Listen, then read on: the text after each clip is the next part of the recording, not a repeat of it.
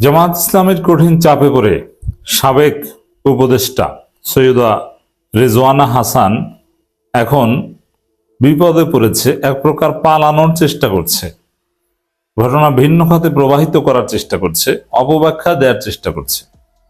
জামাতের হুঙ্কারে রেজওয়ানা হাসান ভয় পেয়েছেন। আপনারা জানেন যে জামাত ইসলামী আনুষ্ঠানিকভাবে প্রেস কনফারেন্স করে রেজওয়ানা হাসানের কার্যত গ্রেপ্তার দাবি করেছে। এখন আবার গ্রেপ্তারের দাবিতে রাজপথে মিছিল করছে। রেজওয়ানার কপালে বিপদ আছে, শুধু রেজওয়ানার কপালে না, এই জালিয়াতির এত রক্ত, এত শাহাদাতের শহীদদের সাথে, জুলাই আন্দোলনের সাথে বেইমানি করার, জুলাই বিপ্লবের সাথে বেইমানি করার ফল যে কতটা কঠিন প্রত্যেক উপদেষ্টা পাবেন, তাদের কপালে বিপদ আছে। দর্শক, চারদিকে আমরা দেখতে পাচ্ছি যে উপদেষ্টারা ফেসে যাচ্ছেন।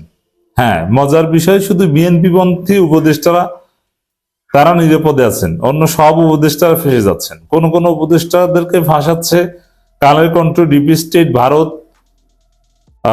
মিডিয়া ইত্যাদি ইত্যাদি। আর বিএনপি সরকার তো আছে। আর বিএনপি পন্থী বা যারা বিএনপির সাথে আপোষ করতে পেরেছে তারা তো বহাল তবিয়তে তো থাকবেনই, বরং তারা অনেকে মন্ত্রী হচ্ছেন, যেমন খলিলুর রহমান মন্ত্রী হয়েছেন, আরো অনেকে অনেক কিছু পাবেন, অনেকে লাইনে আছেন। দেখেন, একটা বিষয় স্পষ্ট, এই ডিভিশন, কেউ বিপদে পড়ছে, কেউ পড়ছে না, কেউ মন্ত্রী হচ্ছে, কেউ দালালি করছে, কেউ মন্ত্রী বা ভিসি হওয়ার লাইনে আছেন।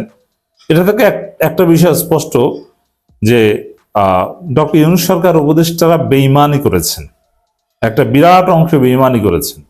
এমনকি উপদেষ্টাদের মধ্যে যারা সৎ তারাও কার্যকর রোল প্লে করতে ব্যর্থ হয়েছেন। যেমন বাণিজ্য উপদেষ্টা যিনি ছিলেন তিনি অত্যন্ত ভালো মানুষ, সংস্কৃতি উপদেষ্টা মোস্তফা সরোয়ার ফারুকী ভালো মানুষ ছিলেন, সৎ নিরপেক্ষ মানুষ ছিলেন সত্যিকার অর্থেই। এছাড়া ফাজুল কবির খান অত্যন্ত ভালো মানুষ ছিলেন, কিন্তু তারাও ব্যর্থ হয়েছেন, কারণ তাদের আশেপাশে থেকেই রেজওয়ানা হাসান, খলিলুর রহমান, আসিফ নজরুলরা তারা জালিয়াতি করেছে, ভোট কারচুপি করেছে, জামাতকে ক্ষমতায় আসে ঠেকিয়ে দিয়েছে। অতএব তারা কেন এটার বিরুদ্ধে কিছু করতে পারলো না? তারা প্রতিবাদ করত, না পারলে তারা পদত্যাগ করত, তারা রাজনৈতিক দলগুলোকে জানাতো যে এরকম এরকম মহা ষড়যন্ত্র চলছে। অতএব কেউ দায় এড়াতে পারে না, এই প্রত্যেক উপদেষ্টাকে দায় নিতে হবে। তো বিএনপি ভোট চুরি করে ক্ষমতায় আসার ফল পাবে, এই যে খলিলকে নিয়ে বেকায়দা পড়বে, এবং আইনি পদক্ষেপও জামাত নিবে। জামাতের একটা সোর্স বলেছে জামাত অনেকগুলো মামলা করবে, বিভিন্ন অ্যাঙ্গেল থেকে জামাত এই রেজওয়ানা হাসান, খলিলুর রহমান সহ আরো অনেকের বিরুদ্ধে মামলা দায়ের করতে চাইবে। এগুলো থেকে তারা নিষ্কৃতি পাবে না। আর আওয়ামী লীগ অনিবার্যভাবে এখানে হেল্প করবে। আর আওয়ামী লীগ জাতীয় পার্টি অনেক কিছুই পারে, যেমন আওয়ামী লীগ জাতীয় পার্টির আইনজীবী ইউনুস আলী আকান্ত, তিনি রিট করে জুলাই সনদকে কার্যত অবৈধ ঘোষণা করিয়ে দিয়েছেন, রুল জারি করিয়ে দিয়েছেন। এতে তারা অনেক কিছুই পারে। এই উপদেষ্টা পরিষদ ইউনুসের নেতৃত্বে, এমনকি প্রফেসর ইউনুস নিজেও জাতির সাথে বেইমানি করেছেন। ভালো কাজের আড়ালে মিঠে মিঠে কথা বলে ইউনুস বেইমানি করেছেন। একটা সুষ্ঠু নির্বাচন কার্যত উপহার দেন নাই, ভয়ানক কারচুপি এবং রেজাল্ট ইঞ্জিনিয়ারিং এর একটা নির্বাচন উপহার দিয়েছেন। তো দর্শক, এখন আমার মনে হয় যে উপদেষ্টারা তাদের পাপের ফল পাবে, বিপদে পড়তে শুরু করেছে। রেজওয়ানা হাসান, খলিলুর রহমান এদের বিরুদ্ধে তো জামাত বিক্ষোভ মিছিল করছে, গ্রেপ্তারে দাবি করছে, এবং আরো অনেক উপদেষ্টা যেমন আদিলুর রহমান, এদের কিন্তু গার্ডস আছে। এই ভিতরে এরকম ষড়যন্ত্র চলছে, এরা কিছু বলেন নাই কেন? বশির কিছু বলেন নাই কেন? ফারুকি কিছু বলেন নাই কেন? অতএব কেউ চুপ থাকার দায়ী হলো অপরাধী। এদের প্রত্যেককে অ্যারেস্ট করা দরকার। সেই জুলাই বিপ্লব কত শাহাদাত। তবে এখানে ইউনুস অনেকটা নিরুপায় হলো ইউনুস। আপনি যখন দেখছেন যে এটা আপনি পাচ্ছেন না, এরকম কারচুপির চেষ্টা চলছে, আয়োজন চলছে, তখন আপনি পদত্যাগ করে চলে যেতেন। কিন্তু না, আপনি 2 নম্বরিটা কেন করলেন? বেইমানিটা কেন করলেন? শহীদদের রক্ত, আত্মা এই উপদেষ্টাদের বদদোয়া দিবে। এবং তাদের উপর গজব পড়বে। অলরেডি শুরু হয়েছে, দেখেন না, অনেকে বিমানবন্দরে যেতে দেয় না, হয়রানি করে, এবং এই দুই উপদেষ্টাকে গ্রেপ্তারে দাবি করছে। বুঝেন কপালে বিপদ আছে, দেশ ভিন্ন দিকে যাচ্ছে। ইউনূসকে রাষ্ট্রপতি বানানোর যে একটা উদ্যোগ ছিল, এটাও ভেস্তে যাচ্ছে, পুরো পরিস্থিতি এলোমেলো হয়ে যাচ্ছে। এখন দেখেন জামায়াতের এই চাপে পড়ে এখন রিজওয়ান হাসান বলছেন আমার বক্তব্য উগ্রবাদ নিয়ে, কোনো দল নিয়ে নয়, ফালতু কথা। রিজওয়ান হাসান মিথ্যা কথা বলছেন।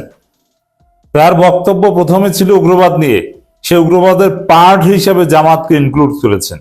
কারণ তিনি স্পষ্ট বলেছেন, প্রশ্নকর্তার প্রশ্ন ছিল সেই গোষ্ঠীর একটা অংশ তো এখন বিরোধী দলে আছে, এর মানেই অন্যান্য জঙ্গিবাদী উগ্রবাদীদের কথা তো বলেছেই রিজওয়ান হাসান, একই সাথে জামাতকেও সেই জঙ্গিবাদীদের পার্ট বলেছেন। রিজওয়ান হাসান স্বীকার করে নিয়েছেন, হ্যাঁ তাদের একটা অংশ বিরোধী দল, কিন্তু আমরা তো তাদের মেইন স্ট্রিম হতে দেয়নি। এখানে মেইন স্ট্রিম শব্দের অনেক ব্যাখ্যা আছে, কিন্তু রিজওয়ান হাসান মেইন স্ট্রিম বলতে ক্ষমতায় আসতে দেয়নি, এটা বোঝানো হয়েছে। ক্ষমতায় আসা ঠিকই আছে। রাজনীতি ও সমাজে নারীবাদ, নারী ক্ষমতায়ন এবং সমান অংশগ্রহণ নিয়ে সাবেক উপদেষ্টা সৈয়দ রেজওয়ানা হাসানের বক্তব্য ঘিরে বিতর্ক তৈরি হয়েছে। এই বক্তব্য নিয়ে সমালোচনা করছে জামাত ইসলামী, তবে বিষয়টি খণ্ডিতভাবে প্রচার করে বিভ্রান্তি তৈরির চেষ্টা বলে দাবি করেছেন সাবেক উপদেষ্টা। না, আমি বক্তব্য একদম কমপ্লিট সাক্ষাৎকার শুনেছি। কমপ্লিট সাক্ষাৎকার শুনে যেটা মনে হয়েছে, তিনি জামাত ইসলামীকে মেইন স্ট্রিম হতে দেননি, ঠেকিয়েছেন, অন্যান্য উপদেষ্টাদের নিয়ে ক্ষমতায় আসতে দেয়নি, এটা স্পষ্টভাবে প্রমাণিত হয়েছে। জামাত ক্ষমতা আসলে উগ্রবাদ, নারী বিরোধীরা ক্ষমতা আসবে, এটা মনে করে জামাতকে ক্ষমতা আসতে দেওয়া হয়নি। এটি হচ্ছে রিজওয়ান হাসানের বক্তব্যের সার কথা। এখন জামাতের ডলার ভয়ে ভিন্ন ব্যাখ্যা দিয়ে কোনো লাভ নাই, রিজওয়ান হাসানকে গ্রেপ্তার করতে হবে। এখন মজার বিষয়, কারচুপিটা করেছে বিএনপির পক্ষে, সেই বিএনপি তো আর গ্রেপ্তার করবে না, কিন্তু গ্রেপ্তারের দাবি করতে হবে। টুডে আর টুমোরো এই রিজওয়ান হাসানকে ভুগতে হবে।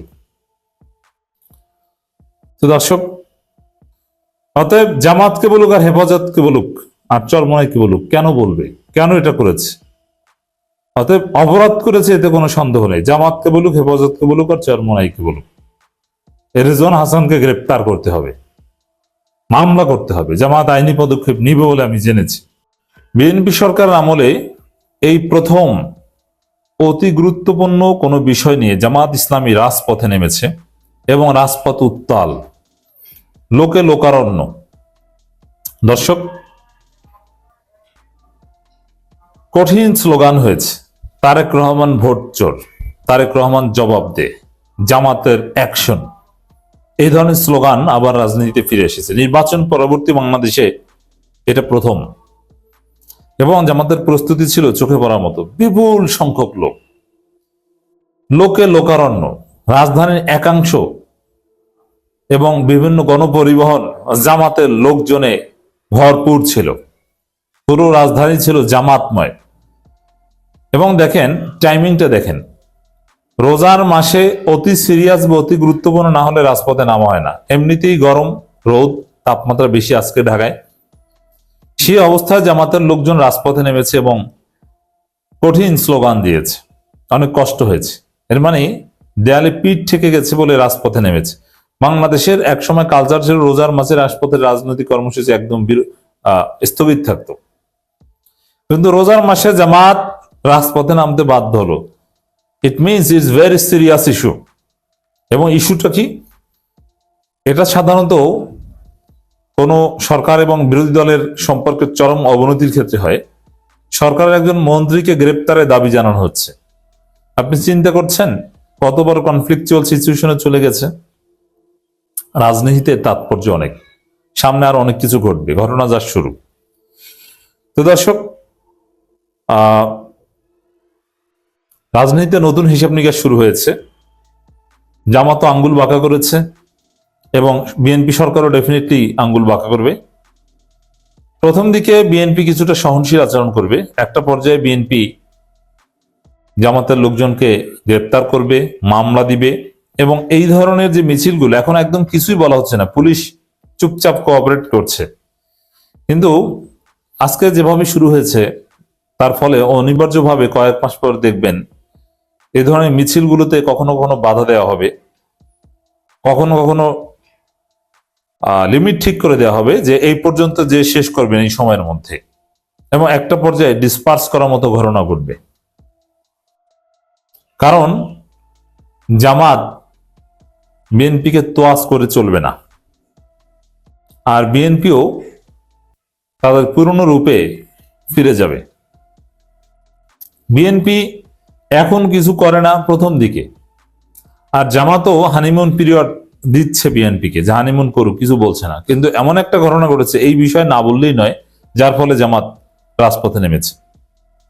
দর্শক, আপনারা জানেন রাজধানীতে ঢাকা মহানগর উত্তর এবং দক্ষিণ সম্মিলিতভাবে বায়তুল মোকাররমের উত্তর গেট থেকে জুমার নামাজের পর অন্তর্বর্তীকালীন সরকারের সাবেক দুই উপদেষ্টা সৈয়দা রেজওয়ানা হাসান এবং ডক্টর খলিলুর রহমান এই দুইজনকে গ্রেপ্তারের দাবিতে মিছিল করেছে। দুইজনের একজন বর্তমান মন্ত্রী, এর মানে বর্তমান একজন মন্ত্রীকে, পররাষ্ট্রমন্ত্রীকে গ্রেপ্তারের দাবি জানিয়েছে। এটা বাংলাদেশের ইতিহাসে বিরল যে রানী মন্ত্রীকে গ্রেপ্তারের দাবি জানানো হয়। টোটাল সরকার পতন আন্দোলন করলো, খাসাদান কোন মন্ত্রীকে গ্রেপ্তারের দাবি, এটা আওয়ামী লীগের গত 15 বছরেও ওইভাবে দেখা যায়নি। এই দুই সাবেক উপদেষ্টা এবং বর্তমান একজন মন্ত্রীকে গ্রেপ্তারে যে দাবি জানিয়েছে, গ্রেপ্তার হবে না এবং বিএনপি সরকার কোনো জিজ্ঞাসাবাদও করবে না। কেন করবে না? তারা তো বিএনপির পক্ষে কারচুপি করেছে, আর বিএনপিকে জিতিয়ে দেওয়ার ফলেই তো পুরস্কার হিসেবে মন্ত্রিত্ব পেয়েছে। তাদেরকে কেন গ্রেপ্তার করবে? মন্ত্রী পরিষদ থেকে সরাবেও না। তবে আমাদের দাবি চলতে থাকবে, তাকে সরাতে হবে, গ্রেপ্তার করতে হবে। তবে এর রাজনৈতিক তাৎপর্য অনেক। প্রথম কথা হচ্ছে যে এখন থেকে জামাত স্পষ্ট বার্তা দিল যে কোনো বিষয়ে আমরা বিএনপিকে ছাড় দেব না। যদিও এখানে স্লোগান হয়েছে বিচ্ছিন্নভাবে তারেক রহমান ভোটচোর, কিন্তু বাস্তবে এখানে এই মিছিলটা গেছে ইউনূস সরকারের বিরুদ্ধে। কারণ তখনকার সময় তো আর ক্ষমতায় বিএনপি ছিল না, আর ক্ষমতার বাইরে থেকে কারচুপি চেষ্টা করলে সেজন্য আপনি দায়ী করতে পারেন না। এইভাবে ক্ষমতার বাইরে থেকে বিএনপি যদি কারচুপি করে থাকে, তাহলেও এর দায় ইউনূস সরকারের। ইউনূসকে গ্রেপ্তারের দাবি করেন, বিএনপি তারেক রহমানের কোনো দায় নেই।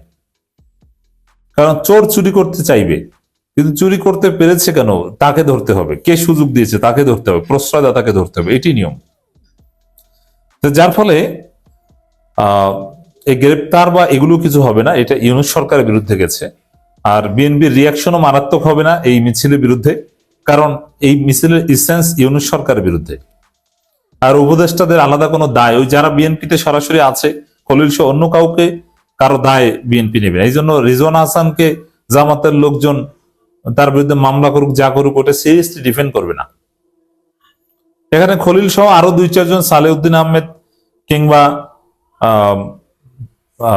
ওয়াহিদুদ্দিন মাহমুদ, এই টাইপের কয়েকজনকে বিএনপি সিরিয়াসলি রক্ষা করবে, অন্য কাউকে বিএনপি রক্ষা করতেও যাবে না।